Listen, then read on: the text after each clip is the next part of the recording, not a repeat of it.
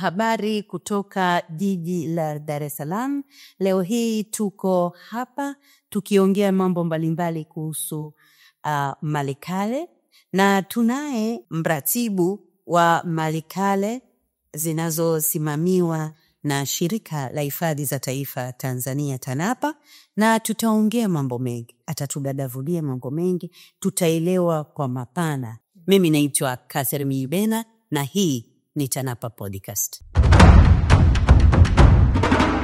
Kama nilivyosema mwanzo kwamba tuko Dar es Salaam na tupo leo tunazungumza kuhusu malikale tulizonazo hapa nchini, na ninaye mtaalamu hapa. Sasa kabla hajaanza kutupitisha kwenye kufahamu malikale, kwanza kiwe yeye ni nani? Neema, wewe lina ukiacha jina lako lina ndio wewe ni nani? Mimi ni mhifadhi mkuu wa malikale, lakini pia ni mratibu wa vituo vya malikale ambavyo vinasimamiwa na Shirika la Hifadhi za Taifa Tanzania. Na taaluma yangu ni sayansi ya arkeolojia. Sayansi ya arkeolojia. Ni kitu gani hicho? Hii ni taaluma ambayo inamsoma mwanadamu, asili yake, hulka yake na tamaduni yake. Sayansi ya arkeolojia inamsoma binadamu, asili yake, hulka yake na tamaduni yake. Sasa tuko hapo, mtaalamu wa sayansi ya arkeolojia. Ndiyo. Leo atatupitisha kwenye hulka, asili, tamaduni zilizotokea huko nyuma. Na hapa sasa kwenye malikale, wewe ni nani msemo? Mimi ni mhifadhi mkuu wa malikale na mratibu wa vituo vya malikale vyote ambavyo viko chini ya Shirika la Hifadhi za Taifa Tanzania. Tunaweza tupabiliwe na lipi? Vituo vya malikale viko vingi sana. Vinafika 18 mpaka 20 kwa hapa Tanzania. Na TANAPA inasimamia vituo 5 tu katika hivyo vituo vyote vya malikale ambavyo vinapatikana hapa nchini. Na vituo hivyo ni Bonde la Zana za Mawe ambalo linapatikana kule Isimila, Iringa. Lakini pia tuna kituo cha biashara ya utumwa kinapatikana kule Bagamoyo, Caravanserai. Lakini pia tuna kituo cha Dr. Livingstone ambacho hiki hususan kimehusika zaidi katika usitishwaji wa hiyo biashara ya utumwa, na chenye kinapatikana kule Ujiji, Kigoma. Lakini tuna kituo cha Mkwawa, Chifu Mkwawa, ambacho hichi kinapatikana pia kule Iringa, na hichi kinatoa historia ya jinsi Chifu Mkwawa alivyopambana na kupinga uongozi wa kikoloni na mpaka alivyoweza kuushinda. Hii inaonyesha ujasiri na uwezo mkubwa ambao sisi kama taifa tumekuwa nao toka kipindi hicho kupitia huyu Mkwawa ambaye ndio shujaa wetu. Lakini pia tuna kituo cha Mwalimu Nyerere. Sasa tunaona baada sasa kipindi cha uchifu ikaja hicho kipindi cha ukoloni. Sasa tunaona Mwalimu Nyerere na yeye anafuata zile nyayo za Mkwawa za kumpinga ukoloni na kuendelea kuwa na utawala binafsi. Sasa watu wanaona kwenye mazungumzo, naona watu wamechanga. Kuna malikale, kuna mambo kale au mambo ya kale, na kuna makumbusho. Ndio. Tofauti yake ni nini? Ni kitu kile maneno tofauti au ni vitu vitatu tofauti? Watu tunachanganya tu, hebu wapate ufafanuzi. Mambo ya kale ni vitu vya zamani. Kwa Kiingereza tunaweza kusema antiquities. Ni vitu vya zamani. Ancient culture. Ndo mambo ya kale. Lakini malikale hii ni resource, rasilimali. Kama unavyosema mali asili. Malikale. Ya kwamba kumekuwa sana na mgongano wa kifikra kwamba kuna midahalo mingi imekuwa ikiendelea kwamba mambo ya kale ni vitu vya zamani. Kwa nini tujali vitu vya zamani? Hivyo vitu vimeshapita. Kwa hiyo sasa hii ikawa imeleta picha kwamba kumbe tulikuwa tunatumia neno ambalo halionyeshi uthamani wa kile tunachokihifadhi, na kiasi kwamba kinakuja kuleta tafsiri tofauti kwa jamii. Ndio likaja hili neno mali ya kuonesha kwamba ni cha kale lakini ni mali, kama ilivyo cha asili lakini ni mali. Yani ni cha kale lakini ni kina thamani, na ndio maana ni mali. Kwa hiyo hili neno mali kale linaonesha resource, yani rasilimali kale, yani kama unavyosema rasilimali asili, yani mali asili. Sasa hii ni mali kale. Hiyo tu ndo tofauti. Vitu vya zamani lakini ni mali, sio vitu vya zamani tu vya ovyo. Kwa mambo ya kale ilikuwa inahusisha mambo ya kale, ndio inachomaanisha. Lakini unaposema ancient culture, mambo ya kale. Lakini hii mali kale ni resource yenyewe, mali kale, yani ni kile rasilimali yenye thamani ambayo ni mali. Kwa hiyo mambo ya kale yanaweza kaingia kwenye mali. Kwa mambo ya kale ina maana inajulisha mambo ya kale mengi. Lakini mali kale manake katika yale mambo ya kale sasa kuna mali. Hivi tunavyohifadhi sisi ni mali, sio kwamba ni ya kale tu. Sio ya kupuuzwa, ni mali. Yani ni ya kale lakini ni ya thamani ya kuhifadhiwa, yana mantiki kubwa kwa taifa letu. Yani unaongea kwa yani you are very proud of course. Yeah. Nini hasa ni kuwa archaeology tu au kuna zaidi? Unaongea unajisikia ufahari sana kwa gani? Ni kitu ambacho uma tuna kazi au kuna kiada. Ni kitu nakipenda, ni kitu nakithamini, ni kitu nakielewa. Yani ninaposema mali kale ninamaanisha kweli hii ni mali, kwa sababu nimeielewa. Hata wewe nikikupitisha kidogo utakuwa kama mimi. Sawa sawa. Lakini kuna hii kitu wanaita makumbusho. Sasa watu wanachagali. Of course tumeelewa mambo ya kale na mali kale na kale. Makumbusho. Sasa makumbusho ni mali kale kwanza. Ni kile kitu cha zamani ambacho kimezidi miaka 100. Yeah. Sasa makumbusho ni maeneo yaliyojengwa kwa ajili ya kuhifadhi vile vitu vya kale. Sasa haya maeneo sio kwamba ni ya zamani, yanaweza kana ikawa ni jengo tu jipya limejengwa, lakini ndani vikaweza kuhifadhiwa hivyo vitu. Lakini pia katika makumbusho tunaweza tukahifadhi. Kwa mfano umeenda kufanya utafiti, mmegundua vitu, vile vitu vilivyopatikana vinaita kuwekwa ndani ya makumbusho, na makumbusho hiyo inaweza pia ikawa inaongelea ni kitu chote chenye tija katika jamii. Kinaweza kikaongelea hata kitu ambacho bado hakijafika miaka 100 lakini kina hiyo taswira au kina umuhimu wa kuhifadhiwa. Na katika makumbusho hapa mtu yoyote tu anaweza kafanya akaweka makumbusho yake.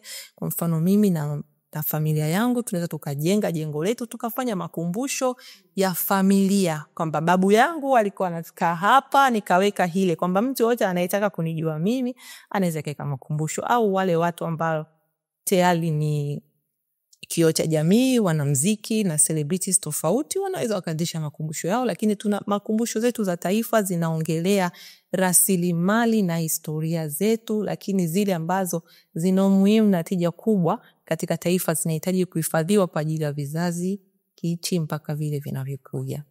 Hizo ndo makumbusho. Nashukuru. Nafikiri tumepata ufafanuzi wa mali kale nini, mambo ya kale nini, na tofauti yake na makumbusho. Sasa turudi kwenye mali kale.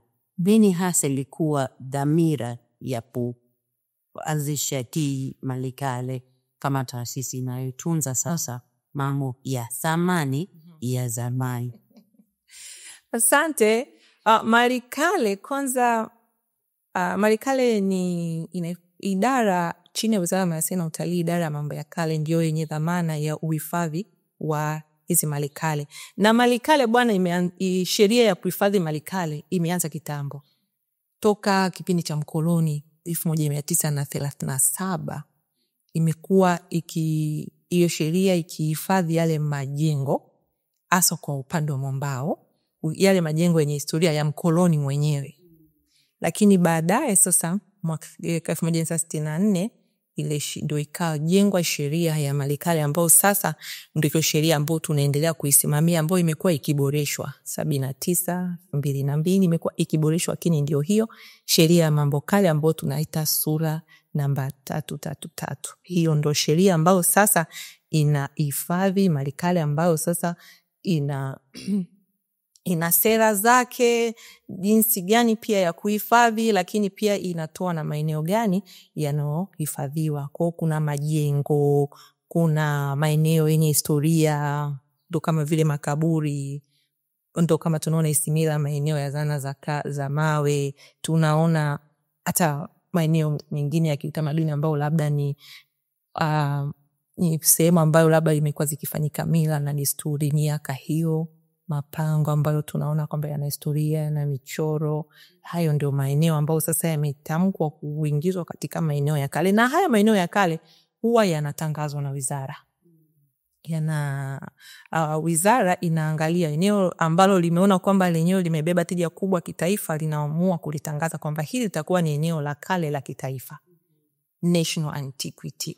Kwa hiyo hii sasa wizara yenyewe inakuwa inatambua yale maeneo na kuyatangaza kama ni maeneo yaliyohifadhiwa. Kwa hiyo yanakuwa chini ya wizara, hata kama lile eneo linaweza likawa linamilikiwa na mtu binafsi. Kwa mfano ukiangalia mji wa Bagamoyo ni mji ambao una majengo ya kale. Hata sisi TANAPA tuna makumbusho yetu pale ya utumwa Caravanserai, lakini ule mji kimsingi ni mji wa kihistoria na unaitwa mji mkongwe, na kuna ngome pale ambayo ni ya Kijerumani, lakini unakuta kuna majengo mengine ya kale ambayo hayahifadhiwi na serikali, ni ya mtu binafsi, lakini kwa sababu yale majengo yapo katika mji wa kihistoria ambao unahifadhiwa na yale majengo ni ya kale, basi wizara chini ya idara ya mambo ya kale basi ina jukumu la kushauri na kuelekeza namna ya kukarabati na jinsi ya kuendelea kuhifadhi kwa ajili ya kuiendeleza ile taswira ambayo ilikuwepo toka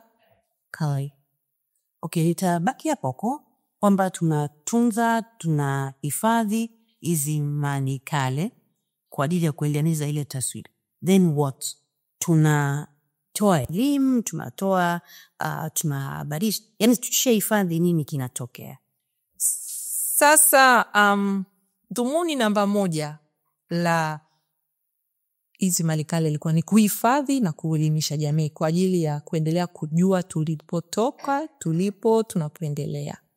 Lakini sasa wizara imeamua hivi vituo vya mali kale viendelee kuhifadhiwa, viendelee kuelimisha jamii, lakini pia tutumie utalii kwa ajili ya kuzidi kujitangaza kitaifa na kimataifa, kwa sababu vitu vinavyotumika zaidi kwenye utalii vinatangazika zaidi, vinajulikana zaidi, na kupitia utalii ndio watu wanajifunza zaidi. Kwa hiyo dhumuni ni kuhifadhi na kuelimisha, lakini pia na fungue milango kwa ajili ya utalii, kwa sababu kuna vitu tunavyovihifadhi. Kwa mfano ukizungumza habari ya Mkwawa, si ndio? Hakutaka ukoloni.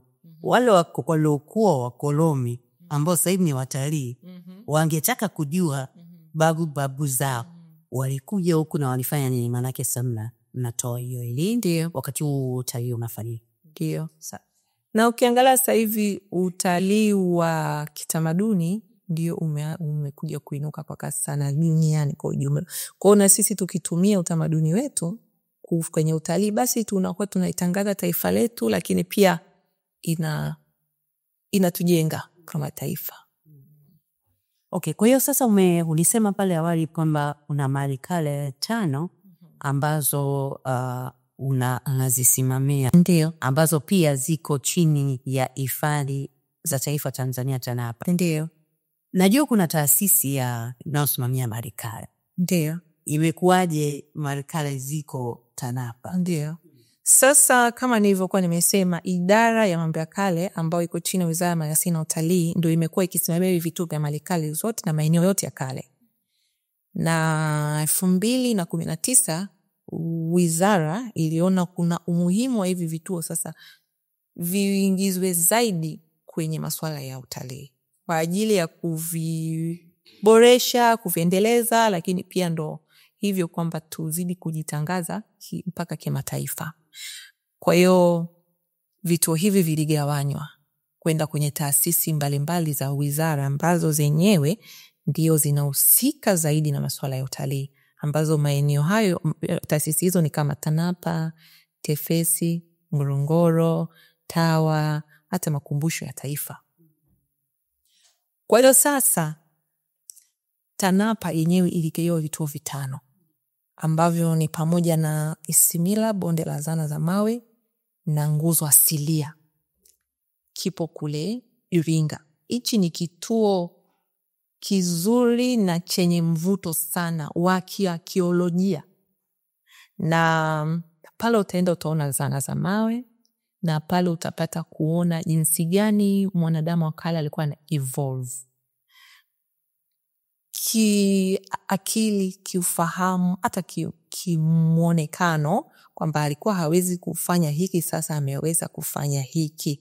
Kwa hiyo pale itakupa taswira ya mwanadamu wa kale alikuwaje kuanzia miaka 300,000 iliyopita. Lakini pia tuna kituo hichi cha caravanserai.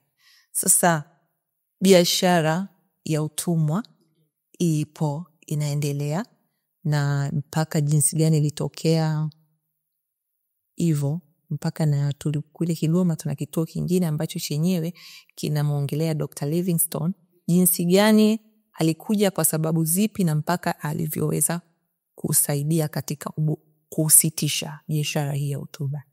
Lakini pia tuna Chifu Mkwawa, ambaye huyu ni chifu hodari, shujaa, ambaye alithubutu kupigana na Mjerumani, na ndiye chifu pekee aliyeweza kumshinda Mjerumani kwa kuua kiongozi na wanajeshi wake. Kwa hiyo, na ukienda kule Iringa kuna historia kubwa sana. Kuna madaktari kule wanafanya utafiti na wamekuja kugundua silaha nyingi ambazo Mjerumani alizitumia kwa ajili ya kupigana na Mkwawa, lakini Mkwawa alimshinda kwa mikuki na mishale, na silaha akaziacha akaziacha chini. Na hizo silaha wamefanya tafiti au wataalamu toka Chuo Kikuu cha Dar es Salaam, na wamepata na wameenda kupima, na wamegundua kwamba hivi ni vitu ambavyo ni silaha zilizotumika miaka 1891, na kuna coins na nini. Kuna huyu Dr. Masele ambaye yuko kule University of Dar es Salaam, ambaye watu wanafanya naye kazi kwa karibu sana kuhusiana na utafiti wa Chifu Mkwawa kwa ajili ya kuendelea kuboresha kile kituo. Lakini na yeye kwa kazi zake binafsi ameweza kugundua vitu vingi sana ambavyo vinaonesha kumbe hata kama alikuja Mjerumani na ameendelea kiasi gani, sisi hivyo vitu hatukuwa navyo, lakini tulimpiga tukamshinda. Na zana zetu hizi ambazo sisi tunaziona za kawaida sana, lakini Mjerumani aliachia vitu, silaha zake zote pale alizokuwa nazo. Kwa hiyo tunaona kwamba hizi ni historia kubwa sana ambazo zinatambulisha taifa letu. Kwa hiyo kama tunazidi kuzingiza katika utalii, manake watalii wanavyozidi kuja wanaondoka wakijua kwamba kumbe Tanzania toka enzi hizo kwamba tunaweza, tuliamua tu. Kwa hiyo, na tuna kituo kingine ambacho sasa ukiangalia TANAPA imebarikiwa kwa kupata hivi vituo, kwa sababu vinaelezea stage moja baada ya nyingine ya maendeleo ya mwanadamu. Tunaona tuna kituo cha kale, tunaona mambo ya kale, tuna binadamu wa kale alifanyaje, alitumia zana gani, ilikuwaje, na kuna natural pillars pale, zile nguzo asilia ambazo zimejitengeneza kutokana na mazingira, pepo, mvua, hivyo. Lakini baada ya hapo tunakuja kuona binadamu wa kale ameendelea mpaka amepata uongozi wake binafsi, akaingia utumwa, mambo ya utumwa, biashara ya utumwa ikaisha, tukaanza kuona uongozi wa machifu mpaka na huo koloni, mpaka sasa tunakuja kuona tuna kituo cha Mwalimu Nyerere, ambacho hicho kituo kiko Dar es Salaam, kinaongelea namna gani Mwalimu Nyerere alihusiana na wenzake ambao walijitoa maisha yao kwa kila kitu kuhakikisha kwamba wanamtoa mkoloni na sisi tunabaki kuwa taifa huru. Kwa hiyo ukiangalia kwamba historia ya Tanzania, TANAPA imepata kila kitu ambacho kinaelezea kuhusu mpaka tulianzaje mpaka sasa hivi ni taifa huru. Ongeleni sana kwa kazi nzuri. Asante. Lakini ninataka nijue historia, maana hii ni historia, lakini ni mambo yaliyotokea hapo zamani na nini, ambayo hata Watanzania ukiacha wageni wanaokuja kujifunza tunatakiwa tuyafahamu. Mwamko wa Tanzania kufahamu hivi vitu upoje? Unajua, dhana za utalii tumekuwa tumezoea kwamba utalii ni wanyama, utalii ni beaches. Kwa sasa hivi tunazidi kuielimisha jamii kwamba tuna utalii zaidi ya huo, na ndio utalii ambao sasa umekuwa piki duniani. Sasa hivi tunaangalia historia, tunaangalia tamaduni, tunaangalia asili ya nchi yetu na kila kitu. Kwa hiyo sasa tunazidi kujitangaza. Najua kwamba mwitiko, lakini ukiangalia 2019 ambapo hivi vituo vimeingizwa TANAPA, na sasa hivi unaweza kuona wageni wamekuwa ni wanaongezeka mwaka kwa mwaka. Mwanzoni kwa mfano kama hapa Mwalimu Nyerere, akati kituo 2019 ukiangalia 0 wageni. 2019 hakuna wageni, ni 0. Lakini ukiangalia 2020 wageni wameendelea kuwa mpaka sasa hivi unapokea wageni 2000. Kwa hiyo unaona kwamba idadi ya wageni na mwitiko umeanza kuwa. Lakini pia baada ya hivi vituo kuwa vimekasinishwa TANAPA imekuwa ikiviboresha kimoja baada ya kingine. Kila kituo kimeguswa. Hakuna kituo ambacho chenye kimeachwa. Kila kituo kimeguswa. Kuweka mifumo ya kidigitali, kutangaza ndani na nje, imeboresha miundombinu ya kila vituo, imekarabati majengo, kuyaweka majengo katika kuondoa ule uchakavu. Kwa sababu tunajua kwamba majengo ya kale ni majengo tayari ya kale, lakini kuna namna ambavyo kuna taratibu ya kukarabati haya majengo ya kale ambayo kwa kutumia sheria na taaluma jinsi gani ya kukarabati ili asidondoke na ile hadhi yake isipotee. Kwa hiyo TANAPA imeendelea kushirikiana sana na idara ya mambo ya kale katika kuhakikisha kwamba hivi vituo vinaboreshwa na vinabaki na uthamani wake na uasilia wake, lakini vinaendelea kutumika katika jamii, lakini pia vinaendelea kuvutia sasa kutokana na ule asilia na uzuri wake, vinaendelea kutumika. Ukiangalia nyumba kumbukizi ya Mwalimu Nyerere imejengwa miaka 50 ambao Mwalimu Nyerere alikuwa amejitwika zaidi katika masuala ya siasa. Ukiangalia picha ya jengo lilivyokuwa miaka hiyo wakati Mwalimu Nyerere alikuwa hapa amepiga picha nje ya jengo. Afu ukiangalia na picha eneo lile alopiga Mwalimu Nyerere kipindi hicho, ukiangalia picha ambayo sasa ndio ilivyo, unagundua labda tu picha huko itakuwa black and white, huko itakuwa iko colored. Kwa hiyo ni namna gani ambavyo TANAPA imeendelea kuhakikisha kwamba haya majengo yetu ya kale hayapotezi uhalisia wake na uthamani wake. Kwa kutaka tu kuweka rekodi vizuri, shughuli za utalii kwenye maeneo haya ya Malikali zimeanza mwaka 2019 au zilikuwepo kabla? Shughuli za utalii zilikuwepo, lakini idara haikuweka kipaumbele kwenye utalii, ile kipaumbele kwenye kuhifadhi. Of course kuna baadhi ya vituo kama kituo cha Mwalimu Nyerere chenyewe kimekuja kuingizwa katika masuala ya utalii hivi recent tu 2011 kwa kulipisha kiingilio. Lakini mwanzoni wageni wanaweza akaja tu kwa ajili ya kujifunza. Sasa vituo vingine vilikuwa tayari vimeshaingia vinalipisha wageni kuingia, lakini sasa haikuwa kama ndio shughuli kuu. Ilikuwa kwamba tunahifadhi alafu in case wageni wakija it's okay. Lakini sasa tulivyokuwa vimekasimishwa kwenye hizi taasisi, manake utalii na uhifadhi ni sambamba. Hakuna kikuu, hakuna kivipi. Tunahifadhi huku tunafanya utalii. Vyote tunafanya kwa lengo moja, kuvitangaza, kuviendeleza kwa ajili ya taifa letu. Tuzungumze kuhusu sasa shughuli ambazo mmeziwekea mkazo sasa kwa utalii. Flow ya wageni ya hapa. Kutembelea vituo ya Malikale. Of course nachanganya kwa sababu Neema umekuwepo hapa. Kwa hiyo mara nyingi naashimu kwamba tunazungumzia nyumba kumbukizi ya Malii. Lakini generally kwa vituo vyote vitatu ambavyo navisimamia, mwaliko sasa wa kwenda kuvitembelea kwa maana ya utalii na kupata taarifa upo vipi? Na hapa nitataka ulete ulinganifu. Wageni wanaotoka nje kabisa ya Afrika Mashariki, wanaotoka Afrika Mashariki lakini wa Tanzania. Hali ikoje? Kwa mwaka jana tumepata wageni wa zaidi ya 200,000. Zaidi ya 200,000 hawa ni wa Tanzania sasa ambao wametembelea vitu vyetu vya Malikale.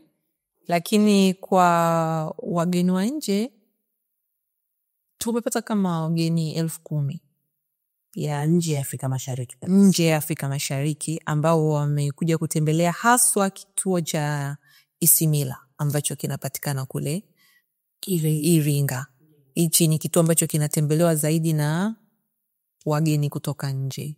Lakini kituo chetu cha Mkwawa kinatembelewa sana na wageni wa Tanzania. Wageni wa Tanzania. Lakini hata kituo cha Caravanserai kile cha utumwa kule Bagamoyo na chenyewe kinatembelewa sana na wageni wa nje. Kwa hiyo hii idadi ya wageni imekuwa ikipanda miaka kama baada ya miaka. Kwa hiyo tunategemea mwaka huu kufanya double. Mwaka huu tunategemea kupata double ya wageni. Kama tulipata wageni 260,000 basi tunataka tupate wageni 500,000. Kama tutakuwa tumepata wageni au 12,000 wa nje basi tupate 24. Ndiyo. Kila labe, naamini kabisa mmeweka mikakati ya kufikia malengo hayo. Unajua mikakati ni moja, lakini pili uwezeshaji. TANAPA imetuhakikishia. Sisi tupange. Wao wametekeleza. Kwa hiyo mpaka sasa hivi vituo vyetu vimebadilika. Kuanzia watumishi wenyewe mpaka na vituo vyenyewe. Kwamba watumishi wamekuwa unajua unapofanya kazi na uhakika kwamba hiki nikifanya hivi kitafanyika hivi, na pia tumejifunza kwa sababu sisi tumekuwa ni wataalamu sana wa kuhifadhi. Sisi ni wahifadhi. Tuna utaalamu zaidi wa kuhifadhi. Kila kituo ukienda kina mkuu wa kituo.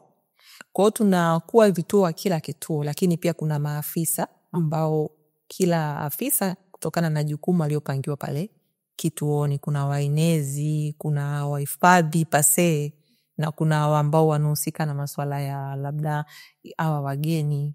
Kwa hiyo kila mkuu wa kituo ana mikakati ya kituo chake, ambao sasa hiyo mikakati inaunganishwa kwa mkakati wa mratibu kushuka chini. Lakini pia hawa kwa vituo wamekuwa ni watu ambao akili zao sasa hivi wameziweka kwenye kuhakikisha uhifadhi unaenda sambamba na utalii. Sio kwamba kuna kimoja kinamzidi mwenzake. Tunahifadhi sawa, yani kama tunahifadhi hivi 100% na utalii tunaenda 100%. Kwa hiyo kazi yao ni kubwa, wanajitahidi sana kuhakikisha kwamba hizi Malikale zinahifadhika, zinaendelea, lakini pia utalii unafanyika katika hivyo vitu. Na wamekuwa wakibuni, kumekuwa na ubunifu mkubwa sana wa kila kituo kutokana na zile attractions zinazopatikana pale kituoni. Na bado tunaendelea kubuni zaidi ili tuweze kufika mbali zaidi. Ukiangalia kwamba tunataka tudabo hawa wageni. Kwa hiyo kwa kila mkuu wa kituo anapambana kuhakikisha kituo chake kama kiliingiza wageni 5,000 basi hakikisha mpata wageni 10,000. Kwa hiyo na researchers tunaendelea kuwaalika. Researchers tunaendelea kuwaalika waendelee kuja katika vituo vyetu vya Malikale, na hususan TANAPA kama shirika lina utajiri wa Malikale. Katika kila hifadhi kuna rasilimali kale ndani ya hizo hifadhi. Kienda ukiangalia Ruaha, hifadhi ya taifa Ruaha, imesheheni malikale, na ndio maana ukiangalia mwaka huu Ruaha ilishinda kwamba ndio national park inayoongoza Afrika kuwa na malikale nyingi. Na hiyo ni kwa sababu ndani, ukienda ndani ya Ruaha, it's amazing, kuna malikale nyingi sana, na tumeandika article tofauti, tumezishirikisha kwa wataalamu tofauti na experts tofauti, ili waweze, tunawakaribisha kuja katika maeneo ya malikale ili waendelee kufanya hizo tafiti, kwa sababu unakuta zile malikale zilizo ndani ya hifadhi ya taifa ya Ruaha zina muunganiko wa moja kwa moja na hii Isimila na hii Mkwawa. Yaani unakuta kwamba Mkwawa kule ndani ana sehemu zake ambazo alikuwa anaingia kwenye national park, na activities zimeendelea kule ambazo zinaonesha kabisa kwamba kuna mambo yalikuwa yanaendelea hapa ya kitamaduni, lakini miaka hiyo, na tumepata mpaka michoro ya miambani nini. Lakini pia ukiangalia kuna zile pillars mpya ambazo zimegundulika hivi recent kule Ruaha, zina muunganiko. Ukiangalia kuna mfananio mkubwa sana wa lile eneo, zana zilizokuwa zinapatikana around zile pillars, kuonekana kwamba tunavyoendelea kufanya tafiti tutakuja kuona kuna muunganiko kati ya hizi pillars za Ruaha na zile za kule. Kwa tunaendelea kukaribisha researchers, tunawakaribisha researchers kwa anayetaka kuja kufanya tafiti ili aweze wajua hii tunavyofanya ni kwa taifa kwa ujumla. It's not tu TANAPA itafaidika, ni taifa nzima litafaidika, kwamba okay, kuna baadhi ya vitu kumbe hatukuvijua, lakini kumbe vina umuhimu mkubwa sana katika taifa letu kuliko hata unajua. Hata Mwalimu Nyerere alisema kama wewe hauna utamaduni basi wewe sio kiumbe hai. Kiumbe hai lazima kiwe na utamaduni. Kwa hiyo sasa lazima tutunze utamaduni wetu, na utamaduni bwana ndio utatujulisha kiwango cha kuendelea kwetu. Kama ukienda pale Isimila ukaona zile zana za mawe, mtu wa kale jinsi gani alikuwa na uwezo wa kutengeneza zile zana akiwa hana technology, yani hana ile kitu chochote ambacho kinaweza kusema akili yake ilikuwa driven na hichi kitu. Kwa hiyo inaonyesha jinsi gani sisi tumekuwa na upeo mkubwa sana wa kufanya vitu very amazing. Kwa hiyo tunavyotunza hizi historia, hata sisi wenyewe kuna kitu ambacho tunaweka alama katika ulimwengu huu. Hongereni sana.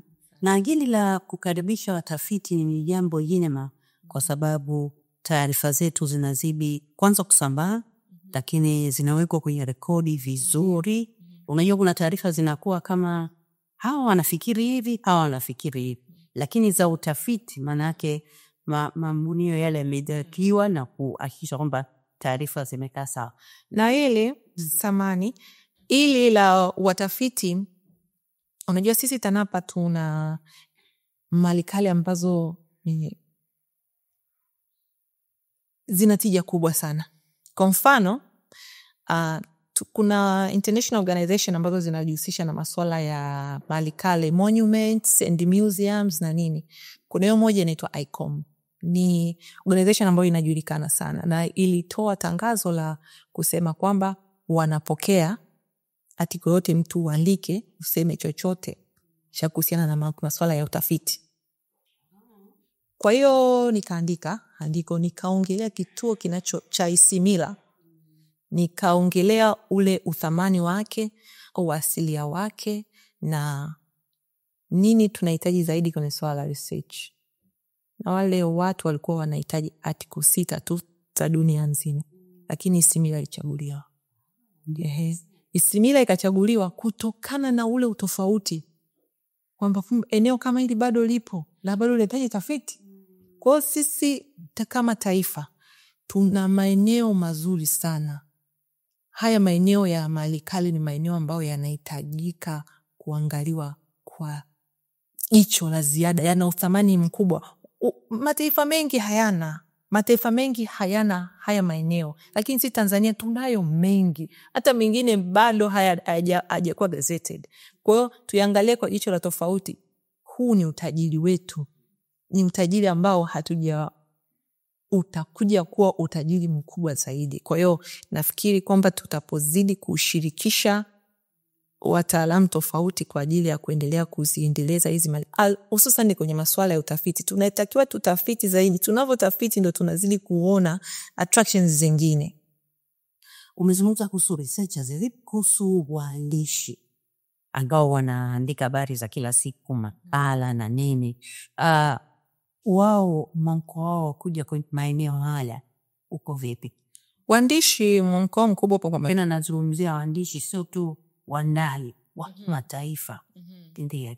Waandishi wa ndani mwamko mkubwa kwa Mwalimu Nyerere kama wamekuwa wakitusapoti sana kuandika kuhusu Mwalimu Nyerere, japokuwa waandishi wengi wameandika katika vitu tofauti. Kwa mfano hata kile kituo cha Caravanserai cha utumwa kimeandikwa na watafiti wameenda pale, kina Profesa Chami wamefanya tafiti pale, wameandika. Lakini pia tuna watafiti wengine wa nje ambao wameendelea kutembelea hizi maeneo. Lakini tuna waandishi wengine ambao wamekuwa wakianza sasa kulitika katika kituo cha Mkwawa. Wameanza kuonesha kutaka zaidi kwenda katika kituo cha Mkwawa. Ile historia inawavutia. Unajua kuna kitu kile ambacho unasema hii ni Tanzania.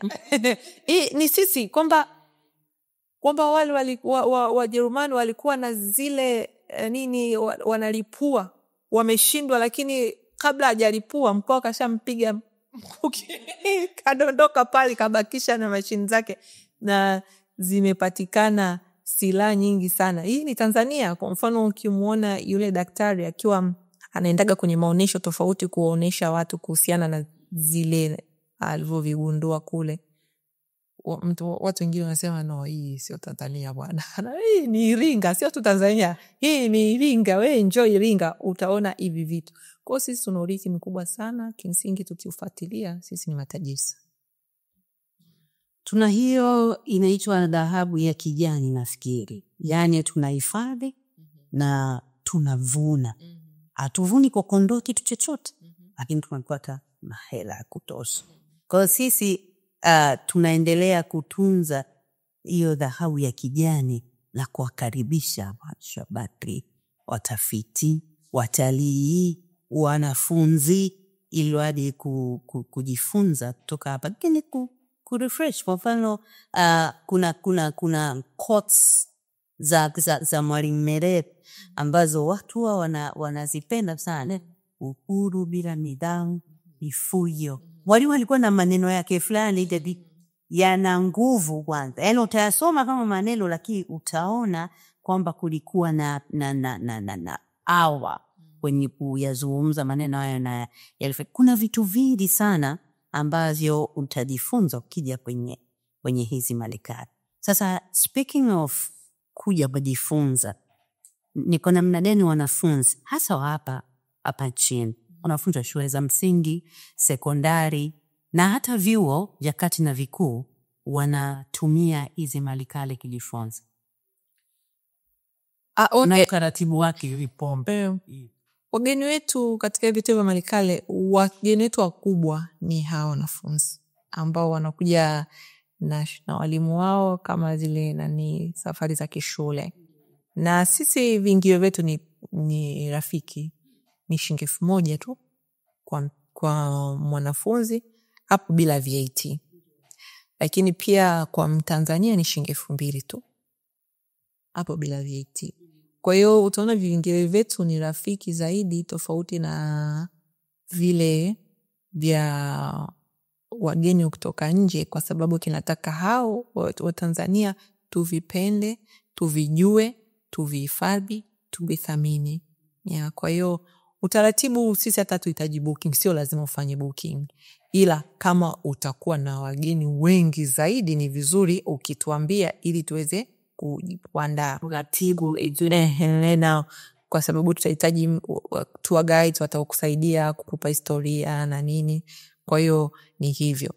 Kama utaweza kututafuta na kutokana na kile kituo unachotaka kwenda wewe mwenyewe, kama unataka kuja kujua kuhusiana na jinsi gani tulipata uhuru. Sababu unajua kuna watu wengi wanafikiri tu Mwalimu Nyerere ilala aliamka akapata uhuru, bingo ni rais.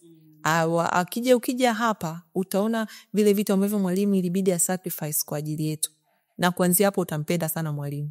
Hautomchukulia tena kawaida. Yani utasema aliacha hivi na hivi, yani alifanya hivi na hivi ili tu leo sisi tuwe hivyo.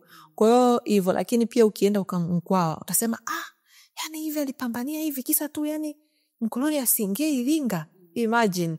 Yani utaona ukienda Caravanserai utaumia, utasema kumbe watu waliteseka hivi. Yani sisi sasa hivi tumekuwa tu hivi, kumbe wenzetu walipitia hivi. Ukiona mpaka ule mtumwa wa mwisho, sijui nini ya diaspora yote utapata ile historia yani kila kituo kina jinsi gani na kuamsha.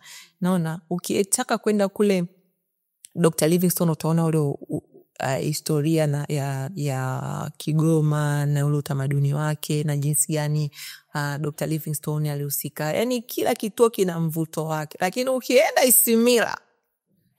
ukienda sasa Isimila, hichi kituo kina uzuri fulani hivi wa asili, yani kinavutia sana. Ukiziangazia zile natural pillars utasema hivi, Mungu, is this Tanzania? Yani utaona hizi nguzo ziko Tanzania tu hapa, na utaona yale mawe, yani ni jiwe lakini limechongwa kiasi kwamba linaweza kukata, linaweza kuvimenya. Yani ni kwa kweli, twende Isimila, twende Caravan, twende Dr. Livingstone, twende kwa Chifu Mkwawa, lakini katika vyote usikose kuja kwa Mwalimu Nyerere. Sasa mimi nimekwenda Isimila kwa sababu umeisifia sana. Ngoja tu niseme na mimi nimefika Islamata. Nimepita Isimila siku moja, tukawa tumeidia pale, tumezuka pana mizunguko kake katamu. Yaani ukitoka huko jasho na tilileta akili ili mandhari ya zile nguzo. Kama say is amazing. Lakini mimi kinachokamilisha kumbukumbu yangu ya Isimila, baada ya kuzunguka tulikuja pale unajua ile excited na nini, baada ya kuzunguka utamu ule, kwa sababu tulikuwa tunasema twende tukachungulie pale alafu turudi. Tulikuwa tunapita wezi amini, tulikaa tukazunguka, tukashuka kule chini, panda kuna eneo unaenda unazumbika hivi linakuja kutokea kupo Paris. Tumezunguka, tumefurahi, jambo ikaanza kutoka. Ikatama sasa mpaka tufike sehemu ya chakula. Wezi amini Mungu alivyo mkubwa. Kuna pale kuna mlinzi, na kuna dada wa usafi kitu na yene. Nukta ipoge na dagia chukichuku. Yenu unajua kawaida ni lazima uhesabie, kwamba tunasazania sasa hii dalili situ na chakula au kinatota. Tukavamia, walikuwa karimu sana wani, wakaribisha. Kwa hiyo mimi nikizungumza Isimila, kiaka mandalizi na vile vitu vyote tulivyoipita, ule ugali spili unakamilisha kumbukumbu yangu ya Isimila vizuri sana. Sasa Neema, tuambie, umezungumza pale vingi vya Watanzania na ni nafuu na ni affordable. 1,000 mwanafunzi inachijibu umri au kwa sasa sisi mwanafunzi ambaye tunamuokosida ni yule wa sekondari na primary. Chuo kikuu tunakuona kama ni mtu mzima, utalipia shilingi 2,000. Kamti ya watu wazima weza. Watu wa nje wanalipa? Watu wa nje wanalipa shilingi 20,000. Ndi shilingi? Ndi wanalipa shilingi 20,000 bila VAT. Okay. 20,000 au mdogo akiwa mdogo analipa 10,000 bila VAT, mwisho miaka 16. Sasa kuna ukizungumza sasa Caravanserai, sababu unasimamia vituo vyote. Ukizungumza Caravanserai, ikazungumza na Dr. Livingstone kile kituo. Najua kuna hii ishara ya utu. Na nafahamu siku za karibuni mlikuwa mnatengeneza hiyo route kiasi kwamba sasa hii rais Patrick King ni wana sana utalii wanaofanya shughuli zote ambazo zinafanyika na Malikale. Hii imekaa sasa, kwa sasa hivi kuna mradi ambao unapitia ile njia ya Kati ya Utumwa, na kituo chetu cha Caravanserai ni kanda ya mashariki. TANAPA kanda ya mashariki inapitia kile kituo cha Caravanserai, imeingia kwenye hiyo timu ya huo mradi wa kupitia ile njia nzima. Kikubwa ni kufufua ile njia, lakini pia kuweza jinsi gani ya kuiingiza katika utalii. Jambo lilotokea katika biashara ya utumwa ni jambo kubwa sana, na kama taifa lazima tuliendelee kulienzi. Kwa hiyo nafikiri kwamba kazi kubwa inaendelea kufanyika. TBC ni mmoja ambaye ni mdau mmoja wapo ambaye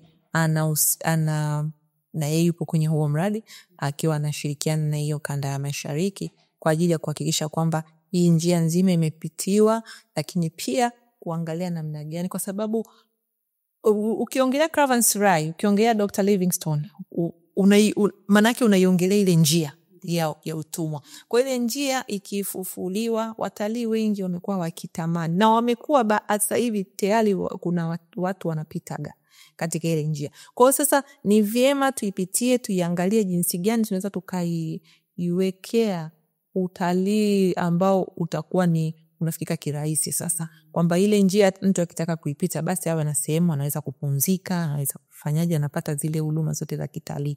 Kwa hiyo kwa kweli Caravanserai inafanya kazi kubwa sana. Kuna mkuu wa kituo pale ndio mhusika mkuu katika kufuatilia hiyo njia, akishirikiana na hiyo TBC kuangalia kwamba ile njia imepitiwa yote, lakini ni mpaka Zanzibar.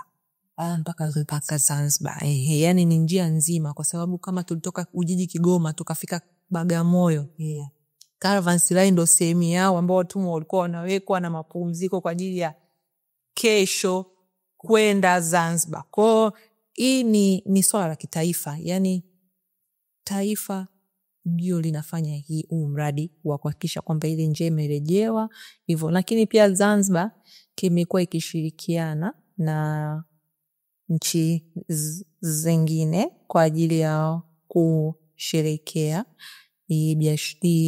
usitishwaji wa biashara ya utumwa, lakini pia ibaki kama historia ambayo inatujenga kuliko historia ambayo inatutenganisha. Naelekea mwisho wa kipindi chetu, na nikupe fursa ya kuongea na Watanzania lakini na public yote, umma wote. Nini unafikiri unaweza ukawaambia Watanzania kuhusu Generali? Mimi natamani kuambia Watanzania kwamba utalii ni mali kale. Utalii ni mali kale.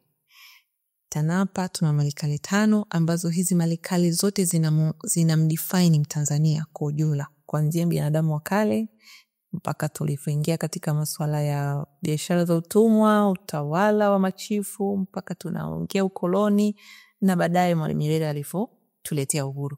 Kwa hiyo tutembelee hizi mali kale. Halafu zinafikika kirahisi sana. Kwa mfano ukienda Iringa, Isimila ipo karibu tu na barabara, na ni kituo kinachojulikana. Mtu yoyote hata ukichukua daladala nataka kwenda Isimila atakushusha Isimila. Hata ukienda na gari yako kuna vibao vingi vinavyoonyesha njia ya kwenda Isimila. Kituo cha Mkwawa kiko tu yani hakipo mbali na barabara. Ukienda Bagamoyo, Caravanserai, kila mtu ukifika tu Bagamoyo jengo la Caravanserai. Tutembelee hivi vituo vya mali kale, vinafikika kiurahisi sana, na viingilio vyetu ni rafiki, ni bei rahisi sana, kila Mtanzania anaweza aka-afford. Lakini tunatoa wito zaidi kwa wazazi. Najua kwamba mashule yamekuwa yanahamasisha sana wanafunzi kutembelea vituo, kwa sababu unakuta masomo wanayoyafundisha darasani. Sasa ukija kwenye hivi vituo vyetu, mwanafunzi anajifunza kwa vitendo. Lakini sasa na sisi wazazi nafasi zetu ziko wapi? Tunawasaidiaje watoto wetu waweze kujua historia ya taifa lao, historia ya asili yao? Kwa sisi tujitahidi sana. Kwanza unakuta hata mzazi ana miaka 40, 50, hata yeye mwenyewe haelewi kuhusu historia ya binadamu wa kale, hajui vizuri kuhusu Mkwawa, kwa sababu of course ni miaka ambayo hatukuwepo. Kwa hiyo hata sisi wazazi tubebe na watoto wetu, tutembelee hivi vituo. Vitatusaidia sana kutujenga, lakini pia kutupa uzalendo kwamba okay, kumbe ilikuwa hivi. Kama huyu alifanya hivi, aliweza, mimi naweza pia kufanya vile. Kama Mkwawa aliweza kumpiga Mjerumani na askari wake wote waliokuwa na magobole, mimi nashindwa kufanya, naweza kufanya kitu chochote kama nikiamua. Historia yetu itatuzidi kutuonesha sisi tuna ujasiri na nguvu kiasi gani. Itatukumbusha kujua kwamba kumbe nachohitaji hapa ni ujasiri, nguvu na uwezo ninao. Kwa hiyo tutembelee vitu vyetu vya malikale, tuijue historia yetu, lakini pia itujenge kitaifa kama Watanzania. Nashukuru sana kwa majibu hayo. Mratibu, ofisi yako iko wapi? Ofisi yako iko hapa Dar es Salaam au iko kwenye moja ya mtu ambayo iko nje ya Dar es Salaam? Ofisi yangu kwa sasa hivi ipo Dar es Salaam. Na kwa sababu gani? Vituo vya malikale viwili vipo maeneo hayo ya karibu, alafu tena viwili viko mkoa wa Iringa ambao ni karibu na Dar es Salaam, alafu hicho kimoja ndio nikikuwa ofisi ya mratibu ikiwa Dar inakuwa ipo karibu na vituo 4 tofauti. Kazi inakuwa rahisi kwa sababu vile vituo vyote lazima kuvitembelea, kuona kwamba ile mikakati iliyowekwa inafanywa, kuviratibu. Kwa hiyo ikiwa Dar inakuwa ni rahisi kwa sababu vituo vyote 4 vinakuwa karibu. Tofauti na kama nikisema niende nikakae kituo kimoja sehemu fulani, kwa hiyo lazima nitakuwa mbali na vingine. Ndio. Mhifadhi Neema, na ambao wamekusikiliza, wamekutazama, kwanza unaongea kwa bashasha sana. Kwa hiyo watu inawezekana sasa wamepata hamu ya kutaka kuja kutembelea moja ya hivi vituo. Ndio. Wapata vipi ili wakusanye kiza taarifa, waipange, waende wakatembee? Kwanza kabisa, kama unatumia social media, kila kituo chetu kina account Instagram. Kwa hiyo utaenda Instagram, utaandika jina la kile kituo, na ili ujue kwamba hiyo ni official page, utaona kuna nembo ya TANAPA kwenye kile kituo. Kwa mfano, ukienda Instagram utaandika Nyerere Memorial House, utaona nembo ya TANAPA kama profile picture. Utaona kule kuna details nyingi ambazo zinaonyesha taarifa za kituo. Pale utakuwa umejionea vitu vingi. Lakini pia katika kila hizo social media account kuna namba za simu. Kwa mfano unataka kwenda Isimila, ukiandika pale Isimila Stone Age, utaona hiyo account na utaona matukio mengi yanayoendelea katika hicho kituo, na pia utapata namba ya simu pale. Lakini pia utaenda kwenye akaunti ya TANAPA, Tanzania Parks, pia kuna taarifa nyingi ambazo zinahusiana na hivyo vituo vya malikale. Ila tuna akaunti ambayo inaongelea vituo vyote vya malikale kwenye social media ambayo inaitwa Tanzania Heritage Sites. Kwa ukienda kwenye hiyo akaunti Tanzania Heritage Sites, ni muunganiko tu, hilo neno ni moja. Na nyote utaona nemba ya TANAPA, ndani mule utaona vituo vyote, Caravan, utaona Isimila, kila kituo utaona mpaka Mwalimu Nyerere. Lakini kama utakuwa hujataka kwenda huko, unaona ni mbali, naweza nikakutajia namba ya simu ambayo ukipiga basi utapata maelekezo ya moja kwa moja ya kituo kile utachokitaka wewe. Kwa hiyo utaandika 0782101084 0782101084. Ukipiga hii namba, ulizia chochote kinachohusiana na malikale, hata yoyote tu. Hata kama unataka kwenda Ruaha, tutakupeleka ili ukaone mapango, ukaone sehemu ambayo Mkwawa walikuwa wanaenda anajificha, anapumzika. Utaenda kuona maeneo mengi ya kale ambayo yanapatikana ndani ya hifadhi ya taifa Ruaha, pamoja na hizo natural pillars mpya ambazo zimepatikana kule Magda ndani ya hifadhi. Lakini ukienda kwa Mwalimu Nyerere utapata kila unapotaka. Lakini pia kama unataka taarifa tu ya malikale zingine, basi tutakuelekeza wapi uzipate. Tumekuwa na wakati mzuri sana na Mhifadhi Neema Mbwana. Yeye ni mratibu wa malikale vituo 5 vinavyosimamiwa na Shirika la Hifadhi za Taifa Tanzania TANAPA, na ametueleza vitu vingi sana, lakini kwa ujumla wake, kwa maana ya hizi malikale 5 ambazo yeye anazisimamia. kumekuwa na vitu vyenye vionjo sana, kumekuwa na vitu ambavyo vinakutamanisha kuja kuona, kuja kusikia, kuja kujifunza. Kwa hiyo kuna mambo ambayo unajiuliza maswali mengi sana, na najua yani hasa vijana siku hizi ni wadadisi sana, wangetamani kujua mambo mengi sana. Sasa Malikale hizi 5 zinayo majibu ya baadhi ya maswala ambao niuliza kila siku. Tufuatilie katika podcast zinazoendelea, lakini ametoa hapa anwani za platforms tunazozitumia kutoa maarifa, kutoa taarifa mbalimbali kuhusu Malikale, na zicheki hizo, lakini katoa namba ya simu ili wewe uliyeguswa unaitamani sio tu kuja, hata kuuliza. Ninapiga simu, unauliza, unapata majibu, lakini kwa jinsi ambavyo anaongea unaweza ukauliza tu swali na tutamali ukajikuta umefunga safari inaanza kutembelea Malikale. Mpaka kipindi kijacho, naitwa Catherine Mbena. Hii ni TANAPA Podcast, hifadhi zetu, sauti yetu. Mpaka wakati mwingine, bye.